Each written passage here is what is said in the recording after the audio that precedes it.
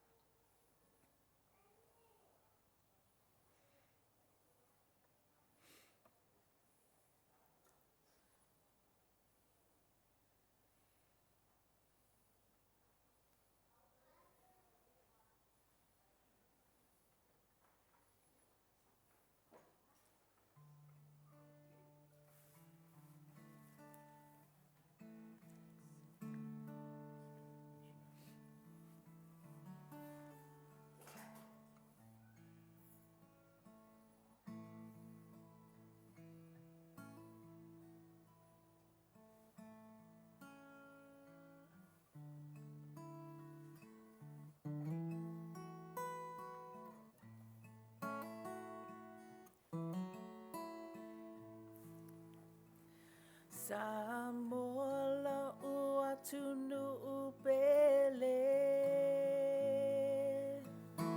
ele ngalo e taimi whaingata tu mau pelonga ngana fausia pelo va'a fa'a malosi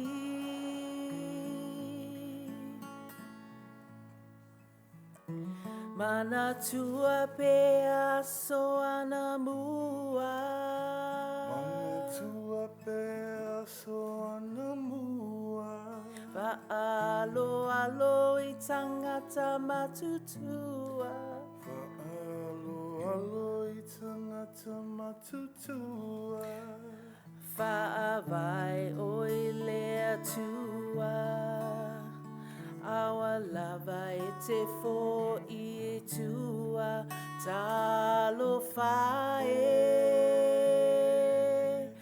Samoa e tupulanga fo I mai.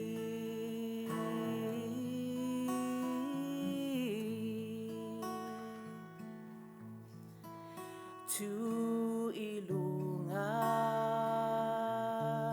ilo umalosi awa e te fefe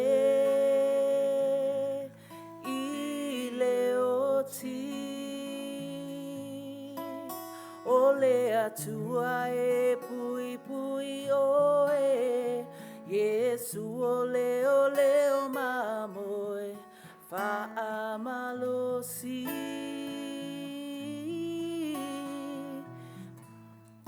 Tu ilunga ilo malosi awa e te fefe I leoti Ole atua e pui pui o e Yesu ole o mamoe fa'amalosi. Be strong.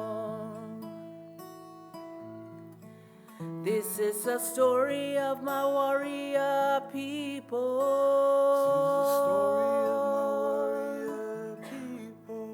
This is the story of all Polynesia, where the warriors rule and reign, born as warriors and died as kings. Samoa.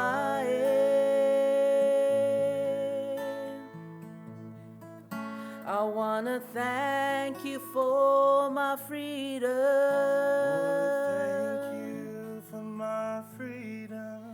I give thanks for a certain destiny. Give thanks for a certain destiny. 'Cause you fought and died for me. Show the world to live in peace. Fa'a Samoa, Tene Samoa, Oto Tamatoa.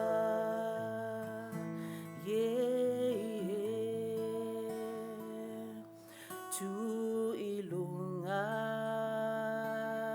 ilo umalosi awa e te fefe I leoti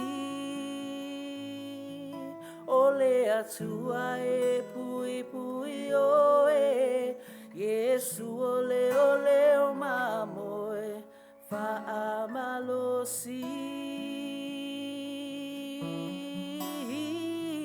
Tu ilunga ilo malosi awa e te fefe I leoti ole atua e pui pui o e Yesu ole o mamoe fa'amalosi.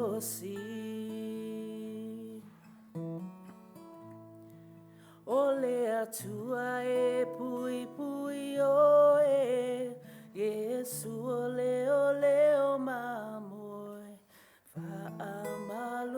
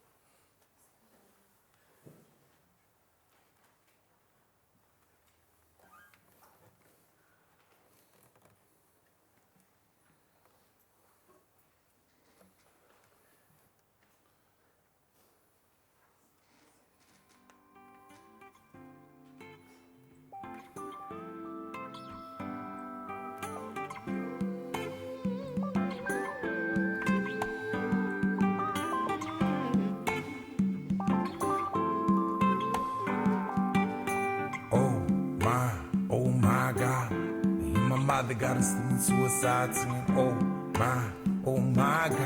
Yeah, my mother got us living genocide, singing, oh my God. Yeah, my mother got us living suicide, singing, oh my God.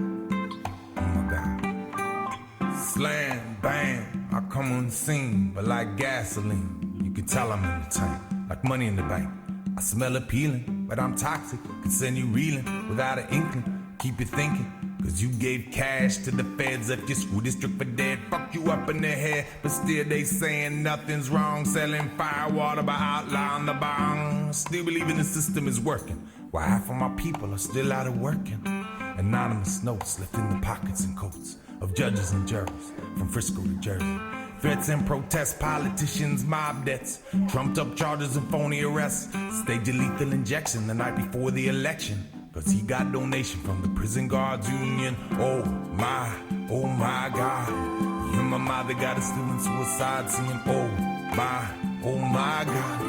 You and my mother got us living genocide, singing, oh my God. You and my mother got us living suicide, singing, oh my God.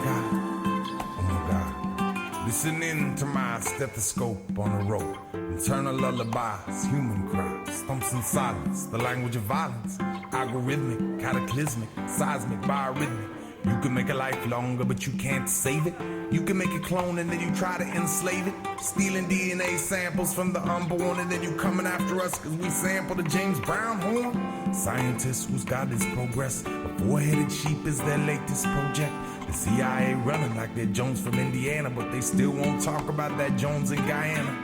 This ain't no cartoon, no one slips on bananas. You really think that car killed Diana? Hell, I shot Ronald Reagan, I shot JFK, I slept with Marilyn, she sung me happy birthday. Oh my God, you and my mother got us living suicide, singing oh my God. You and my mother got us living genocide, singing oh my God. You and my mother got us living suicide, singing oh my God.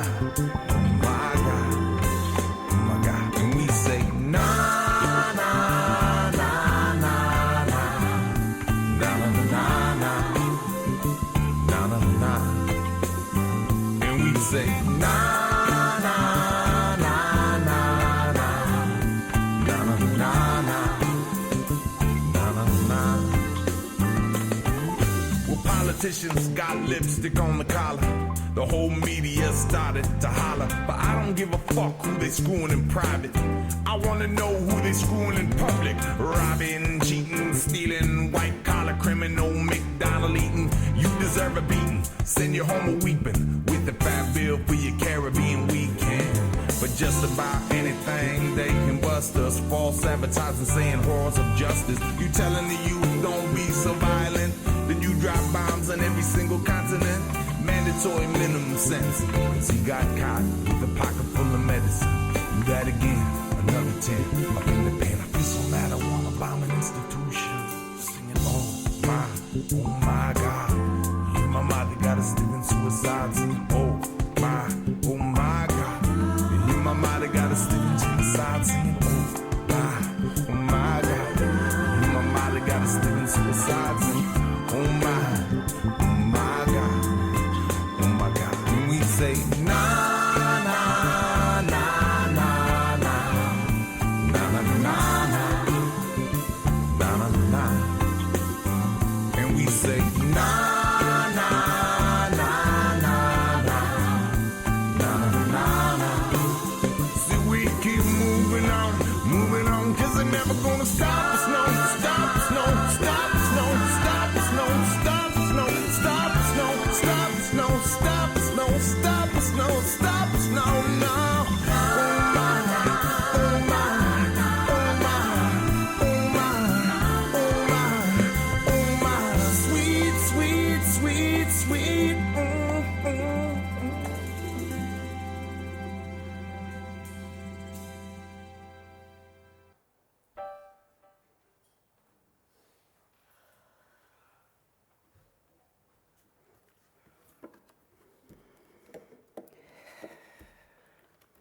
Welcome everybody today to what is so hard to do, to say farewell to Auntie Tina, my Auntie Tina. And I feel honoured to be asked to be here by the Kultur cousins to actually speak for my Auntie Tina and for their behalf as well. So Oliver Kent, Masina Tipinina. Please don't laugh at my pronunciation. Piers Mataese Orion and Rosalina Faye Taima. And Stacey and Peter. Look, thank you so much. Tina was a special auntie to me, not that you're not, and not that others are as well, but she was the auntie that got me into trouble. She was the one that my mum always thought led me astray, and I loved every minute of it. And when I was visiting her in the hospital so often in the past weeks in New Zealand, we shared lots of memories about how I was naughty and how she encouraged that. And we were both born in St Helens Hospital. She supported me through my jobs with the Powerhouse Museum, and we played basketball together, and there's all those shared bits and pieces that we had that I'll just always cherish and remember.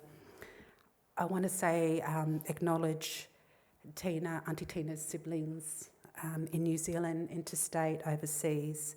So Michael, my mum Della, who's not with us anymore, Uncle Fraser, Uncle Big Andrew, who's not with us anymore as well, Auntie Lena, Ivy, Auntie Rose, Uncle Bruce, and of course the baby or the family that we're here for today, Tina. So I think thank you so much to Eddie and Tina for that beautiful song. It was a lovely way to welcome Tina in here today. I think what we might start with is actually ask Auntie Rose to lead a Samoan prayer. Thank you.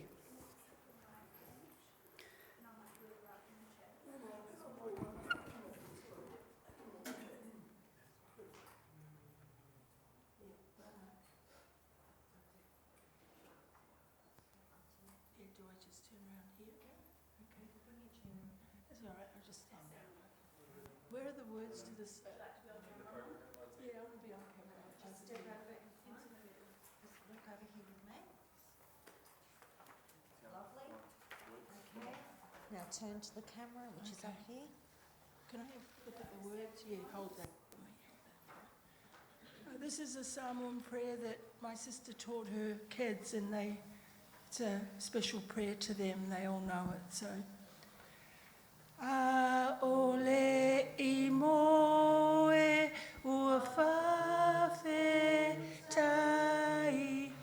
ia Yesu ua au mai mea lelei I le aso.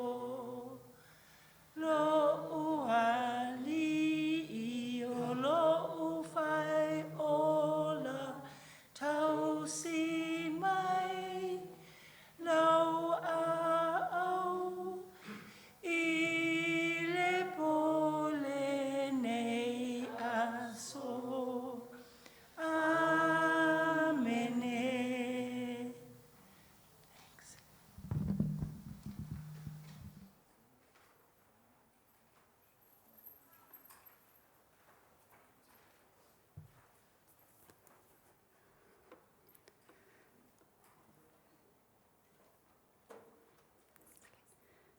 Thank you, Auntie Rose. Oliver, we're going to hear some words from Oliver first, Tina's oldest.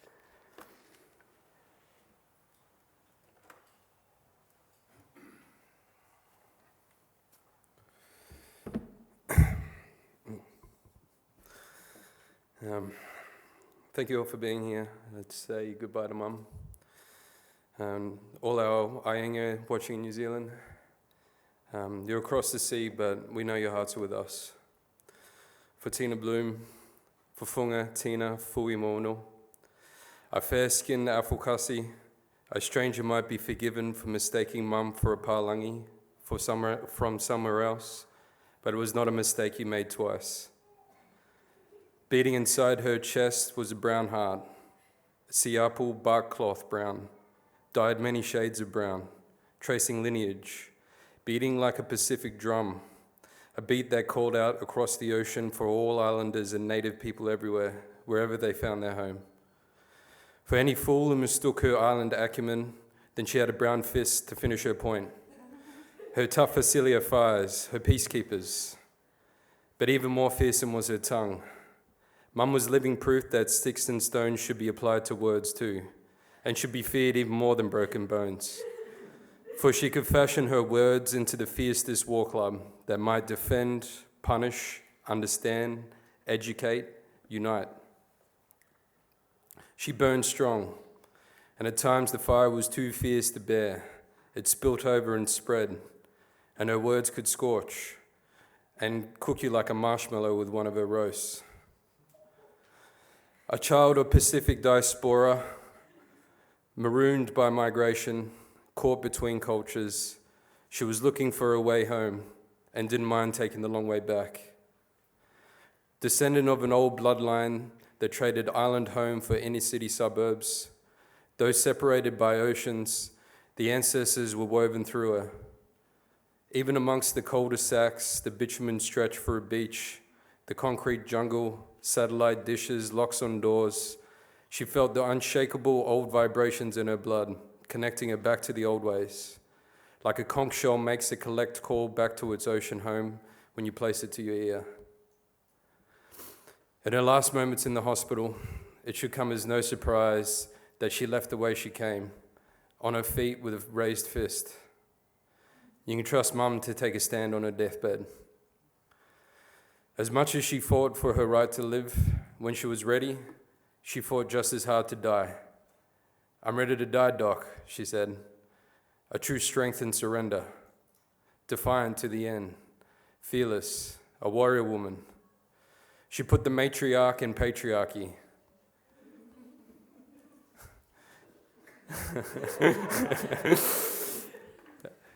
To the very end, she wasn't scared to leave, but unwilling to leave the world as it is, waging a one-woman war on injustice, longer and grislier than the Punic, and believe it or not, it was a close one. Incapable of small talk or false flattery, and utterly, infuriatingly, uncompromising. There was no mistaking her beliefs. Her judgment could be harsh and injudicious, but it was always an unvarnished truth. By her wits and guts, she survived the mean streets of Auckland, ran with the boys. She would eat the whole apple, seeds and all, use the stem for a toothpick. Fastest on the block, she had to be. A little man, her grandfather called her. Raised on rough housing and resourceful games like punch in the stomach, which possesses this simple elegance of a game that has all the instructions you need to play it in its very name. Punch in the stomach struck me less as a game than a measure of will and guts, determining your reputation, your standing.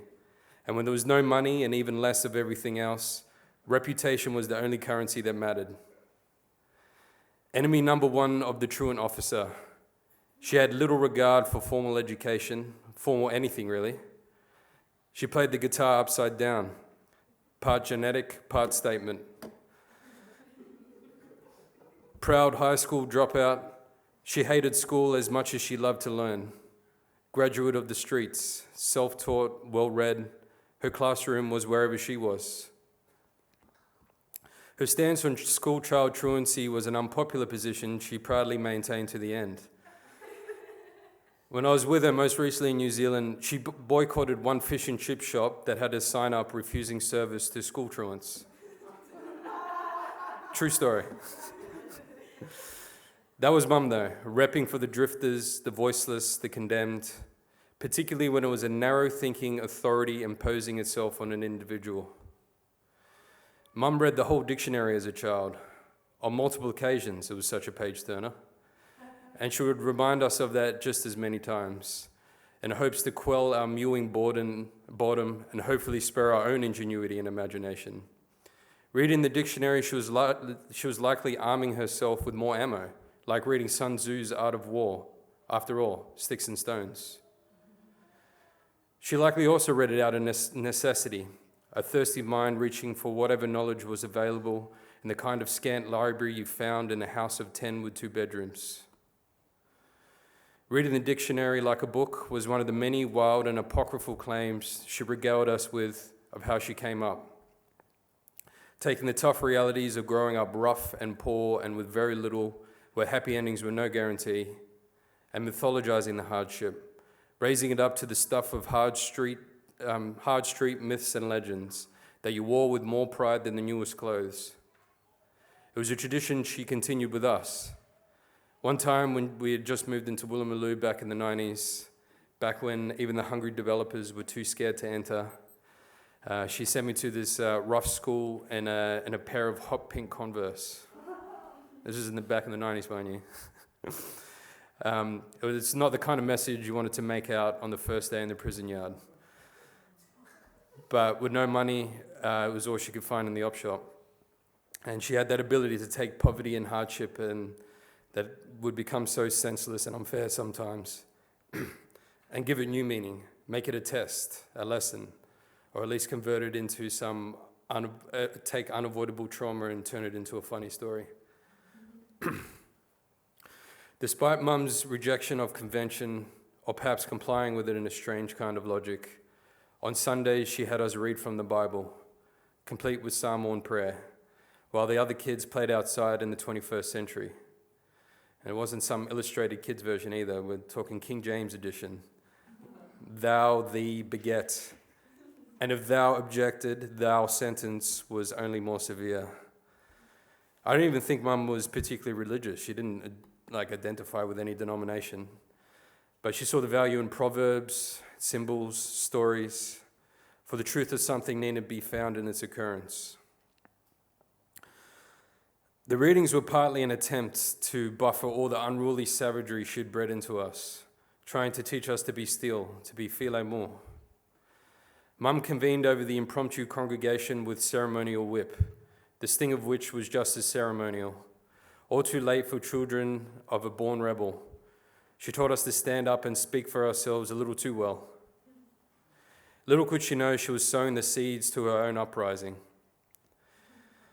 The true sting of the whip came from being punished in front of each other, which we, the unpunished, naturally found hilarious, and spent much of Bible time trying to get each other in trouble for our own amusement, contriving imagined infractions and framing each other for them, as we gleefully chanted in unison around the falsely accused.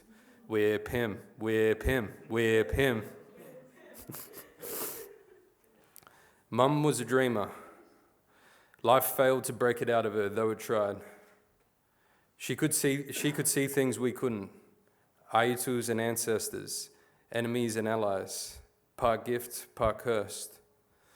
She bore the burden of her vision as best as she could, but as strong as she was in mind and shoulder, at times it was even too much for her, and the shadows of her mind spilled over. But the love of family did their best to share her burden. I remember her like the ocean, waves crashing like her nature, clear and gentle on other days. We couldn't always see what she saw. Amongst the frustrations of love, many times I doubted. But when looking at the sea, Mum never lost sight of that point on the horizon, in the distance, beyond seeing distance. She never stopped paddling her va'a, persisting even through her own doubts. So whenever you see the ocean, join my brothers and sisters, Masina Tipinina, Piers Orion Matease, Rosalina Faye Taimar, and myself, Oliver Kent, and think of Mum, paddling against the salty chop, salt in her blood, arms of an outrigger, navigating by stars and imagination, myths and legends feeling the sails of her soul, returning to her island home. Thanks.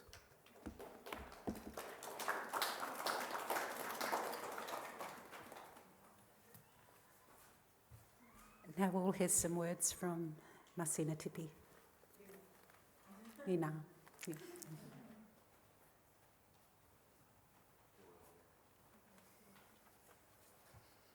Thank you, Oliver. That was beautiful. Really well done. I was with Mum for about a month, caring for her before she passed. She was calm, peaceful. She was sketching her tiny house net plans a lot and telling me about her ideas to make a house entirely from recycled pianos. This is the Mum most love and remember, calm, pensive, and creative. She also had her struggles, and with it, the ones who loved her struggled too. In her last weeks, I'd noticed she had learnt techniques to manage her illness. She never got angry with me. Well, barely. One evening, I was chatting on the phone, and she had gotten on a roll, and I managed to jot down some of her words. So I want to share them with you. These are all her words. I will have a loving community around me, and my children will be happy to be around me, and if not happy, are able to be around me. Life is not one crisis after another. There will be stability. We will rest peacefully. My daughters, sons will rest peacefully. I'll put in the effort, the help to lead a healthy, whole existence, and I will reflect by being a loving mother and continue to move towards a more optimistic attitude to life and not be held down by sorrow, that the hurt will pass and expressions of despair are a reflection of a deeper life, but at the same time, joy is a part of life. When we grieve, we know we grieve for those that have passed. We remember them, but then we remember we are part of the living, not the dying, and we honor them by living. Show the human side and open up to each other, soften our hearts. My sister who is hurting now because of my loathing, and I humbly humble myself because I am in no position to look down on anyone. I have the gift of communication, unlike some people. I am not alone. I have millions of people. You are not alone. You have millions of people. When you walk, walk like you have millions of people behind you. Women, children, men, yes, men, them too, walk now. Get up and start walking like you have millions of people behind you.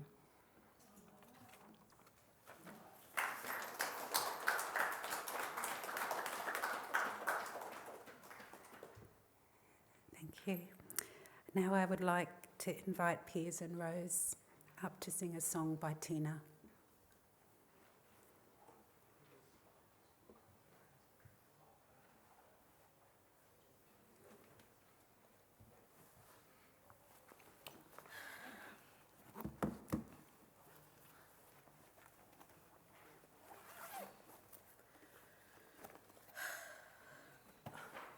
Hi, I'm Piers, Tina's third born, but also known as the Prince. Or to Auntie Rose, his personal Adonis. Yeah, we just like to play a song written by Mum, and it was one of her favorites, and we all used to play together. Yeah.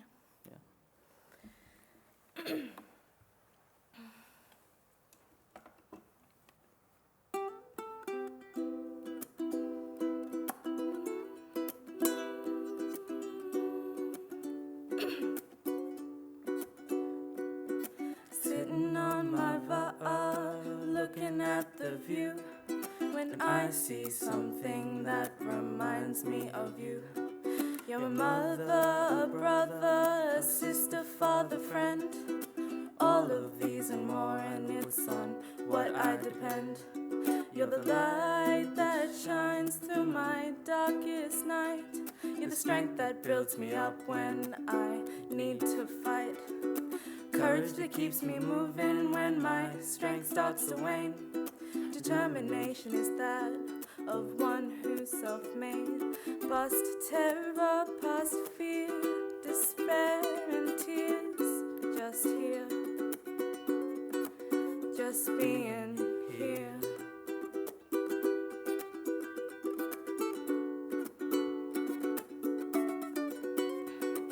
Sitting on my vala, looking at the view, when I see something that reminds me of you.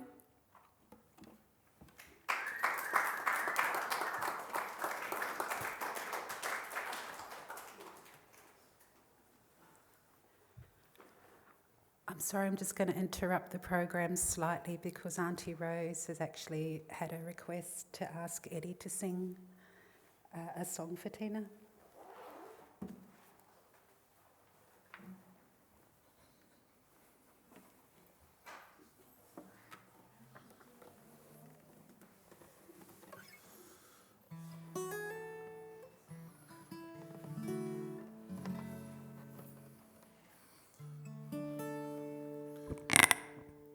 Try to think of a song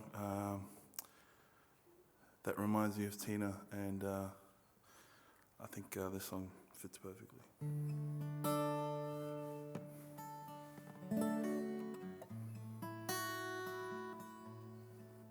For you, there will be no crying. For you,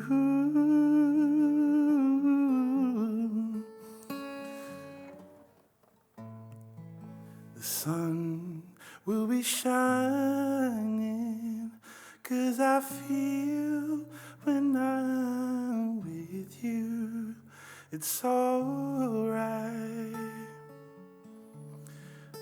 I know it's right. And the songbirds keep singing like they know the score. And I love you, I love you, I love you, like never before. To you, I would give the world. To you, I'd never be cold, 'cause I feel that when I'm with you, it's alright. I know it's right. And the songbird keeps singing like they know the score. And I love you, I love you, I love you, like never before. And I love you, I love you, I love you, like never before.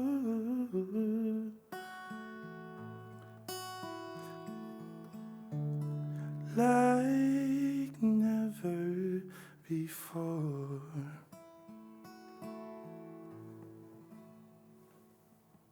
Love you, Auntie.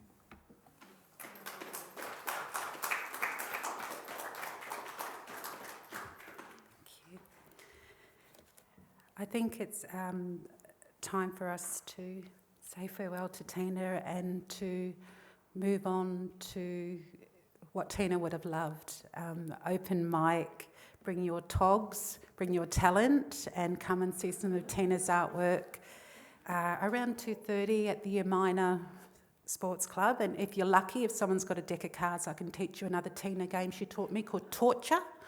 It says it all in the name.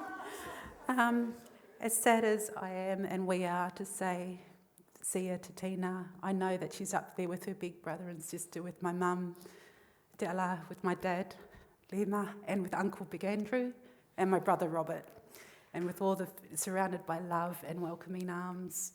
So, New Zealand, interstate, I hope you saw the signs. We know you're here in love, and we'll sing a song for you. I think we'll just play a very Tina song to say, see ya, we'll see you later. Thanks.